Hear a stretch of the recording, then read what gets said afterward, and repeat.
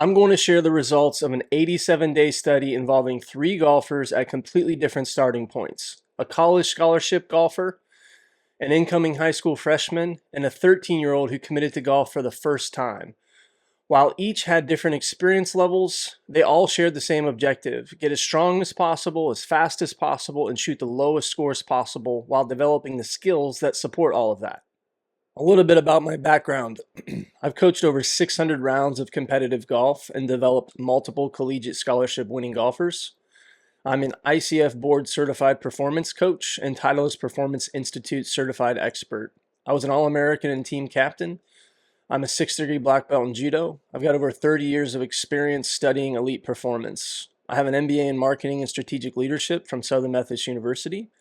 I was a former Army infantry officer with combat deployment experience, and I have about 20 years of clinical study development and execution experience. This 87-day study I'm going to share with you changed how I think about athletic development, and I hope it does the same for you. With this study, we documented every workout, every round, every breakthrough. We're not just sharing theory here, we're sharing measured data and the results that came with this approach. Let's talk about the study setup and methodology. We set out on approximately a 90-day study. It ended up being 87 days with multiple primary endpoints. We're taking a holistic approach to athletic development here. We wanted to improve mental strength as measured by confidence scores within competitive environments, as well as the actual golf scores, ball speed, strength to weight ratio, and overall athletic performance markers. We also included strategic planning and advanced statistics. So here's our training framework overview. We did strength training 6 days a week. The intensity of that was such that they could progress with their strength, if you will, but not so much that they weren't able to participate effectively in their other activities. So it was structured thoughtfully in that regard. 7 days a week they did golf skill development. So think putting, chipping, those sort of skills where you can really put some time in and see your score go down quite a bit.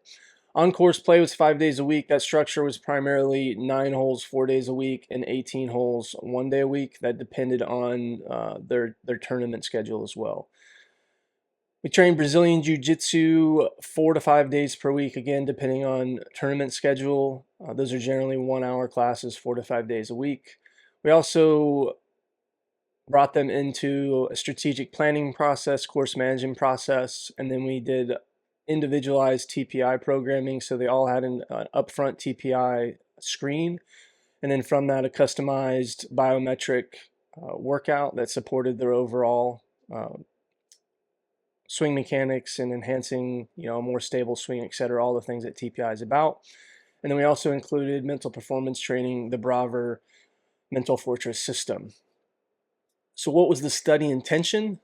The intended outcome was to demonstrate that this integrated training approach could simultaneously improve multiple performance dimensions.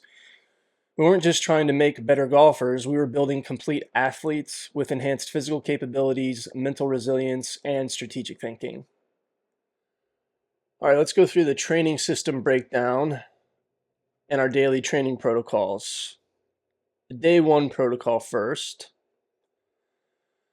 So you'll see that we did front squats with a Jim Wendler 5-3-1 progression. Any of the 5-3-1 progressions are the Jim Wendler approach. Box jump to soft land for explosive power development. Tabata rowing, 20-second max effort, 10-second rest, 8 rounds. This is for VO2 max development to assist with quick recovery. And then level 2 speed sticks for overspeed training. We did start on level 1 previously and graduated to level 2.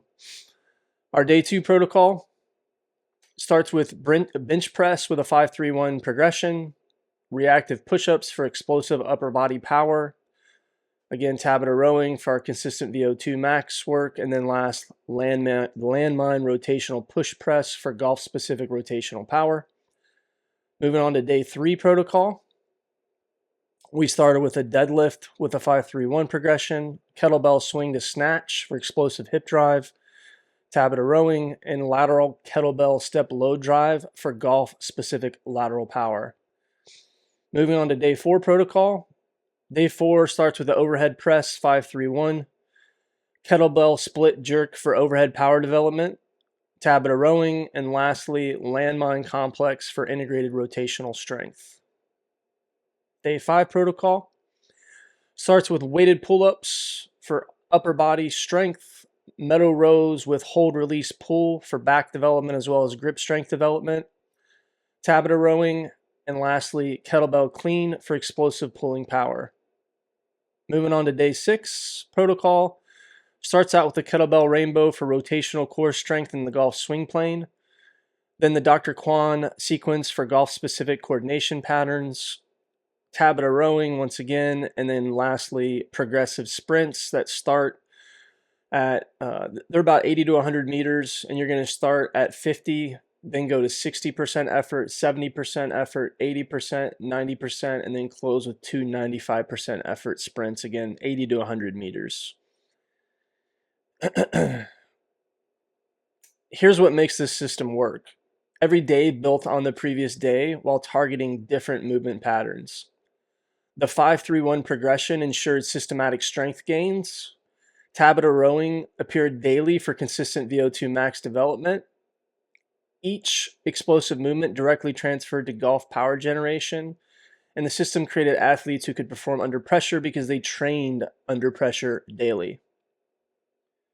Let's talk through the breakthrough moment, in particular for the incoming high school freshmen.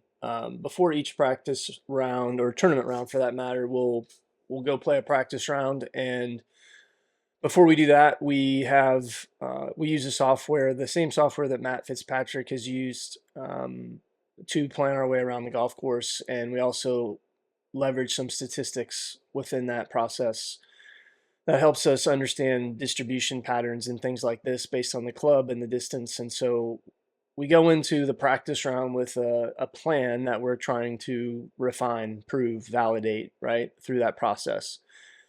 And so he came into the practice round confident and had a good plan and was confident in the plan. But before the first tee, we were talking about how well he had been playing and hitting the ball, and that he had been working on installing the BRAVR mental framework over the past several weeks. And so confidence was really high, and he felt comfortable that if he got off track, he'd be able to get back on track.